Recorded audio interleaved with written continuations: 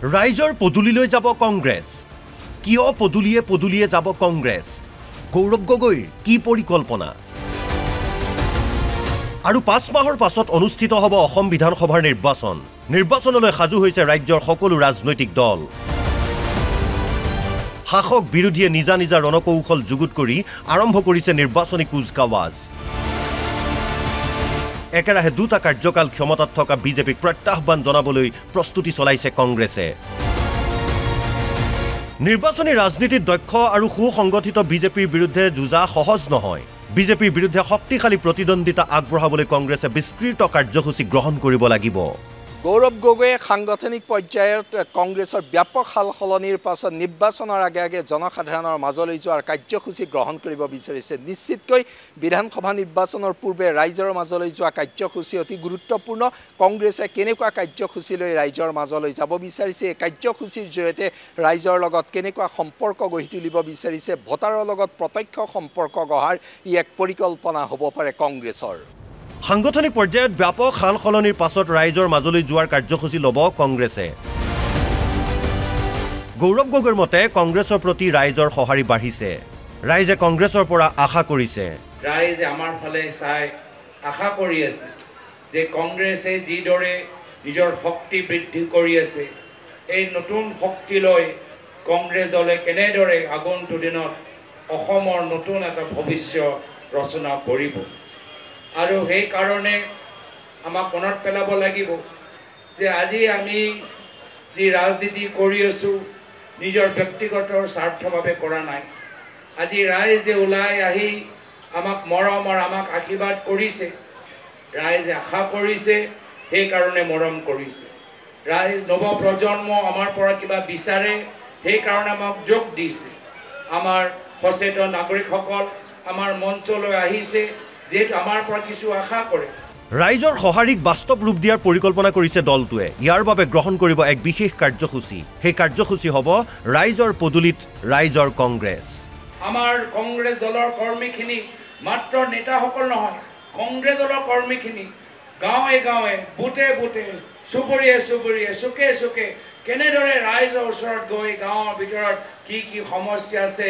কথা কোৱা উদ্দেশ্যটো হ'ল যে কংগ্ৰেছ তেতিয়াই শক্তিশালী হ'ব পাৰে যেতিয়া আমি ৰাইজৰ মাজত থাকিম আৰু সেই কাৰণে পৰৱৰ্তী সময়ত আমি এটা সিদ্ধান্ত ল'ম যে আমি এটা নতুন এটা অনুষ্ঠান বা নতুন এটা যাত্ৰা আৰম্ভ কৰিম সেই যাত্ৰাটো হ'ব ৰাইজৰ পদুলিত ৰাইজৰ কংগ্ৰেছ ৰাইজৰ পদুলিত ৰাইজৰ কংগ্ৰেছ তৰুণ গগৈ চৰকাৰৰ প্ৰথম কাৰ্যকালৰ এক আঁচনি আছিল ৰাইজৰ পদুলিত ৰাইজৰ চৰকাৰ সেই চৰকাৰী কাৰ্যসূচীকে অনুসৰণ কৰি কংগ্ৰেছে কৰিব ৰাইজৰ পদুলিত ৰাইজৰ কংগ্ৰেছ ইয়াৰ জৰিয়তে ৰাইজৰ মনৰ ভাৱ বুজি দলৰ শক্তি বৃদ্ধিৰ পৰিকল্পনা নিৰ্বাচনলৈ মাজত 5 মাহ বাকি থকাৰ সময়ত কংগ্ৰেছৰ ৰাইজৰ পদুলিলৈ যোৱা কাৰ্যসূচীয়ে কংগ্ৰেছক কিমান সহায় কৰিব কংগ্ৰেছ সঁচাকৈ মানুহৰ ঘৰে ঘৰে যাব পাৰিবনে মানুহৰ ওচৰলৈ যোৱাৰ বাবে যি পৰিকাঠামো লাগে কংগ্ৰেছৰ সেই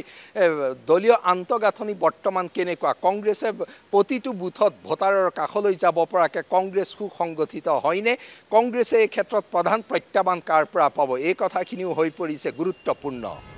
বিধানসভা নিৰ্বাচনলৈ কম দিন থকাৰ সময়তে কংগ্ৰেছে ল'ব বিচৰা এই কাৰ্যসূচী তাৎপৰ্যপূৰ্ণ কিন্তু এই কাৰ্যসূচীৰে কংগ্ৰেছক ভোটাৰৰ কাষ চপাব পাৰিবনে কাৰণ কংগ্ৰেছ দুৰ্বল অৱস্থাত আছে বহু সমষ্টিত ব্যাপক গণভিত্তি হেৰুৱালে কংগ্ৰেছে